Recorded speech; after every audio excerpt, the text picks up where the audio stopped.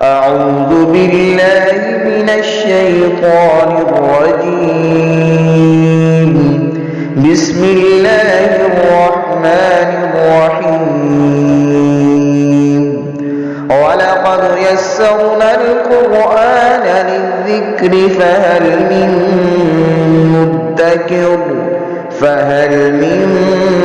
مدكر.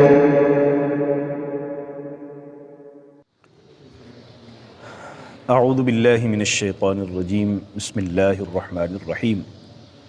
سورہ بقرہ کی 231 نمبر آیہ مقدسہ سے آج پڑھ رہے ہیں. اعوذ باللہ من الشیطان الرجیم. بسم اللہ الرحمن الرحیم. وَإِذَا طَلَّقْتُمُ النِّسَاءَ فَبَلَغْنَ أَجَلَهُنَّ فَأَمْسِكُوهُنَّ بِمَعْرُوفٍ أَوْ سَرِّحُوهُنَّ بِمَعْرُوفٍ وَلَا تُمْسِكُوهُنَّ ضِرَارًا لِتَعْتَدُوا وَمَنْ يَفْعَلْ ذَلِكَ فَقَدْ ظَلَمَ نَفْسَهُ وَلَا تَتَّخِذُوا آيَاتِ اللَّهِ هُزُوًا وَاذْكُرُوا نِعْمَةَ اللَّهِ عَلَيْكُمْ وَمَا أَنزَلَ عَلَيْكُمْ مِنَ الْكِتَابِ وَالْحِكْمَةِ يَعِظُكُمْ بِهِ وَاتَّقُوا اللَّهَ وَاعْلَمُوا أَنَّ اللَّهَ بِكُلِّ شَيْءٍ عَلِيمٌ. طلاق کے حوالے سے ہم اللہ تبارک و تعالیٰ کے ارشادات پڑھ رہے ہیں اور طلاق کے مختلف امور کو سمجھنے کی اور سیکھنے کی کوشش کر رہے ہیں.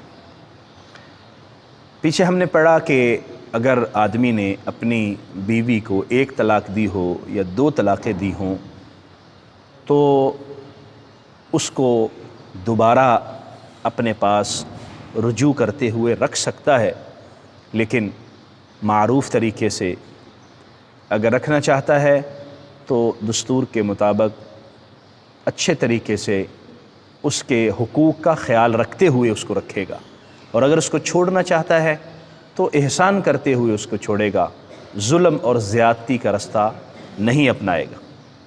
لیکن اگر اس نے اس کو تیسری طلاق بھی دے دی تو اب دوبارہ اس سے رجوع نہیں کر سکتا. تیسری طلاق کے بعد اس کے اختیار ختم ہو جاتے ہیں. لیکن اگر 1 یا 2 طلاقیں دی ہوں اور اس کو واپس اپنے پاس رکھنا چاہتا ہو تو اس کے حقوق کی ادائیگی کرتے ہوئے اس کو رکھے گا، ظلم کا نشانہ بناتے ہوئے یا ویسے ہی اس کو نہ ادھر کا رہنے دے نہ ادھر کا رہنے دے اور اس مقصد کے لیے اس سے رجوع کرے تو اس کو ناپسند کیا گیا ہے، اور یہاں اللہ تعالیٰ نے اس کا ذکر فرمایا. اصل میں عرب میں اس طرح کا رواج یہ تھا کہ وہ اگر کسی خاتون کو چھوڑنا بھی نہیں چاہتے تھے اور رکھنا بھی نہیں چاہتے اور چاہتے یہ کہ یہ لٹکی رہے تو اس کو طلاق دے دیتے. جب اس کی عدت گزرنے کے 2-4 دن رہتے پھر رجوع کر لیتے. پھر اب وہ عرصہ گزر رہا ہے پھر اس کو طلاق دے دیتے. پھر جب عدت گزرنے کے چند ایام رہتے پھر رجوع کر لیتے. اب وہ بیچاری نہ تو عدت مکمل ہو رہی ہے کہ وہ کسی اور جگہ نکاح کر سکے، اور نہ ہی پہلا شوہر اس کے صحیح معنوں میں حقوق ادا کر رہا ہے اور کہیں وہ جا بھی نہیں سکتی. تو اللہ تبارک و تعالیٰ نے یہاں یہ ذکر فرمایا کہ یہ طریقہ کار درست نہیں ہے. اس کا نقصان پہنچانے کے لیے اور اس کو ظلم کرنے کے لیے اور ضرر کے لیے آپ اپنے پاس رکھتے ہیں اور رجوع کرتے ہیں، یہ طریقہ کار شریعت میں سخت ناپسندیدہ ہے اور اللہ تبارک و تعالیٰ نے اس پر وعید کا ذکر فرمایا ہے. وَإِذَا طَلَّقْتُمُ النِّسَاءَ، اور جب تم بیویوں کو طلاق دے چکو، جب تم خواتین کو طلاق دے لو، فَبَلَغْنَ آجَالَهُنَّ، اور وہ اپنی مدت کے قریب پہنچ جائیں، یعنی ان کی عدت ختم ہو رہی ہے. تم نے 1 طلاق دی ہے یا 2 طلاقیں دی ہیں، فَأَمْسِكُوهُنَّ بِمَعْرُوفٍ، اس کو روکنا چاہتے ہو تو معروف طریقے سے روک لو، أَوْ سَرِّحُوهُنَّ بِمَعْرُوفٍ، یا اس کو معروف طریقے سے چھوڑ دو. یعنی اس کے حقوق ادا کرتے ہوئے اس کو اپنے پاس رکھنا چاہتے ہیں تو رکھیں، اور اگر چھوڑنا چاہتے ہیں تو اچھے طریقے کے ساتھ. اور یہ پہلے بھی آیہ مقدسہ میں یہ گزر چکا ہے کہ یہ کوئی طریقہ کار نہیں ہے کہ جب تک صلح رہی ہے، جب تک آپ باہم ایک دوسرے کے ساتھ رہے ہیں تو تعلق آپ کا اور طرح کا رہا ہے، اور اب جب طلاق کی نوبت آئی ہے تو اب آپ نے ایک دوسرے پر الزام لگانے شروع کر دیے ہیں. مرد نے خاتون پر الزام لگانے شروع کر دیے ہیں یا خاتون نے مرد پر طرح طرح کے الزام لگانے شروع کر دیے. اور اس کی کردار کشی شروع کر دی اور اس طرح کے معاملات کو ہوا دینا شروع کر دی کہ جس سے اس خاتون کی معاشرے کے اندر عزت بھی سلامت نہ رہے، یہ طریقہ کار نہیں ہے۔ احسان کے ساتھ اس کو چھوڑو اور حسن سلوک کرتے ہوئے اس کو چھوڑو۔ جب چھوڑنا ہے تو لڑائی جھگڑا کرتے ہوئے، دھینگا مشتی کرتے ہوئے اور باہمی معاملات کو مزید گمبھیر بناتے ہوئے اس طرح نہ چھوڑو، بلکہ اچھے طریقے سے چھوڑو۔ وَلَا تُمْسِكُوهُنَّ ضِرَارًا لِتَعْتَدُوا، اور تم ان کو اپنے پاس نہ روکو نقصان پہنچانے کے لیے، ضرر پہنچانے کے لیے، لِتَعْتَدُوا، تاکہ تم زیادتی کرو، تاکہ تم ظلم کرو۔ یعنی تم نے صرف عورت کو اس لیے روکا ہے اور طلاق نہیں دے رہے تاکہ یہ نہ تو کسی اور طرف جائے اور نہ ہی میں ہی اس کے حقوق ادا کروں۔ اب وہ ظلم کا شکار ہے۔ شریعت نے اس کو اجازت دی ہے کہ وہ عدالت کا دروازہ کھٹکھٹائے اور اس شوہر سے گلو خلاصی کروا لے، چھٹکارا حاصل کر لے جو اس کے حقوق ادا نہیں کر رہا اور اس پر ظلم کر رہا ہے۔ اور مرد کو یہاں پر خاص طور پر مخاطب کیا گیا کہ تمہارے لیے یہ قطعاً جائز نہیں ہے کہ تم ظلم کرتے ہوئے خاتون کو اپنے پاس روکو، کہ تم اس کے حقوق بھی ادا نہیں کر رہے، اس کا نان و نفقہ بھی نہیں دے رہے، دیگر حقوق کی ادائیگی بھی نہیں کر رہے اور اس کو طلاق بھی نہیں دے رہے تاکہ کسی اور جگہ نکاح کر سکے، اور اس کو تم نے لٹکا کے رکھا ہوا ہے۔ یہ طریقہ کار درست نہیں۔ لِتَعْتَدُوا، یہ زیادتی ہے، یہ ظلم ہے، اس کو شریعت نے ظلم قرار دیا ہے۔ اور فرمایا، بلکہ آگے باقاعدہ طور پر لفظ ظلم کا استعمال بھی ہے، فرمایا وَمَن يَفْعَلْ ذَلِكَ، اور جس نے ایسا کیا فَقَدْ ظَلَمَ نَفْسَهُ، اس نے اپنے آپ پر ظلم کیا ہے۔ حقوق العباد کی ادائیگی میں یہ ایک اہم مسئلہ ہے کہ آپ زوجہ کے حقوق ادا نہیں کر رہے اور اس کو طلاق بھی نہیں دے رہے۔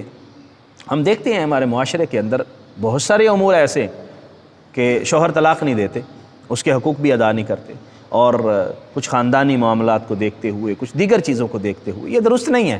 رکھنا ہے تو اچھے طریقے سے رکھیں، اگر نہیں رکھنا تو اچھے طریقے سے چھوڑ دیں۔ نہ تو رکھ رہے ہیں نہ طلاق دے رہے ہیں، یہ اللہ تبارک و تعالیٰ کی طرف سے ظلم ہے، اس کو ظلم قرار دیا ہے اللہ جل مجدہ نے، اور ایسا کرنا اللہ تبارک و تعالیٰ کو سخت ناپسند ہے۔ وَلَا تَتَّخِذُوا آیات اللہ ہزوا، اور اللہ کی آیات کو مذاق مت بناؤ۔ اللہ تبارک و تعالیٰ نے جو حکم ارشاد فرمائے ہیں اس میں ہماری بہتری ہے، اسی میں ہماری بھلائی ہے۔ اور بعض اوقات ایسا ہوتا ہے کہ ہم کچھ قرآن کی آیات سے شکے نکالتے ہیں۔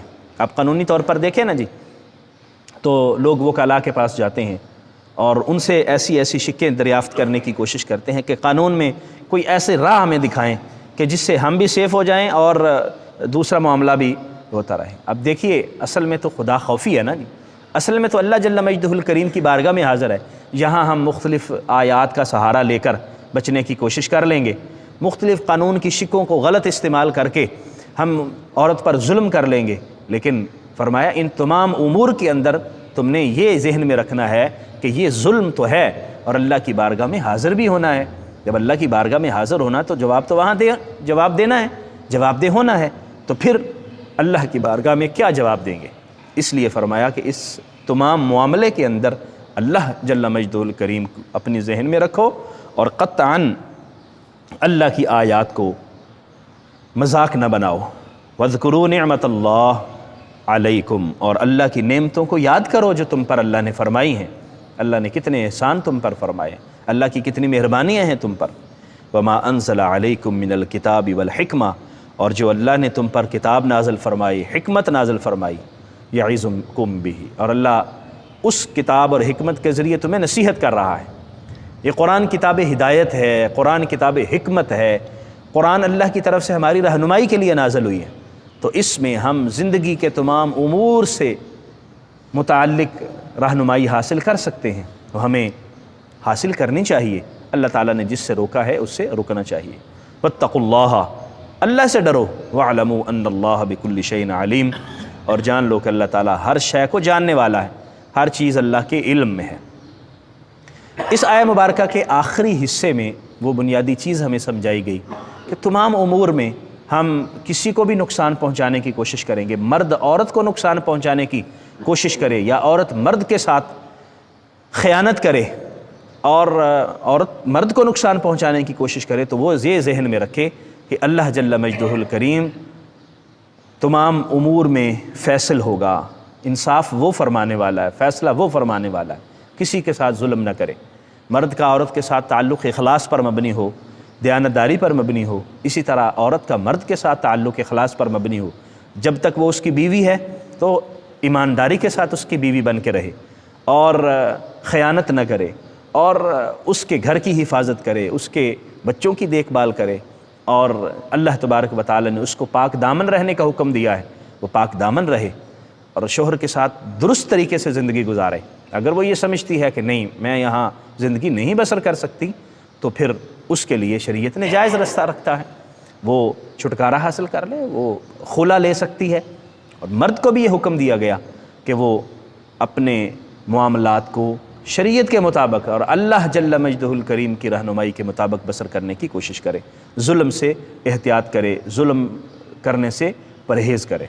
ہمارے ہاں مصیبت یہ ہوتی ہے کہ ہم نہیں سمجھتے کہ ہمارے خانگی معاملات کا بھی کوئی اللہ جل مجدہ الکریم کی بارگاہ میں جواب دہ ہونا ہے۔ ہم یہ سمجھتے ہیں کہ شاید نماز، روزہ، حج، زکوٰۃ یہ تو اللہ تعالیٰ پوچھے گا اس کے متعلق، لیکن دیگر امور کے متعلق نہیں پوچھے گا، نہیں، قطعاً نہیں ہے۔ یہاں اس آیہ مبارکہ میں ہمیں یہی بتایا گیا ہے، اللہ سے ڈرو، واتقوا اللہ، اللہ سے ڈرو اور جان لو ان اللہ، واعلموا، جان لو ان اللہ بکل شیء علیم، اللہ ہر چیز کو جانتا ہے۔ ہم لوگوں سے جھوٹ بول سکتے ہیں، لوگوں سے غلط بیانی کر سکتے ہیں، عدالت میں جا کے جھوٹ بول سکتے ہیں، ہم وکیل کے سامنے، ہم جج کے سامنے جھوٹ بول سکتے ہیں، ہم پنچایت کے سامنے جھوٹ بول سکتے ہیں، لیکن اللہ کے سامنے تو جھوٹ نہیں چل سکتا، وہ تو ہر چیز سے واقف اور آگاہ ہے۔ تو جو بھی میاں اور بیوی کا تعلق ہے وہ شریعت کے دائرے کے اندر رہنا چاہیے، اور جو اس دائرے کو کراس کرے گا وہ اپنے جانوں پر ظلم کرے گا، اللہ کے احکام کی نافرمانی کرے گا، اور اس کو پھر اللہ کی بارگاہ میں جواب دہ ہونا ہوگا۔ اللہ کریم ہمیں سمجھنے کی، عمل کی توفیق عطا فرمائے، آمین۔ وآخر دعوایا ان الحمد للہ رب العالمین۔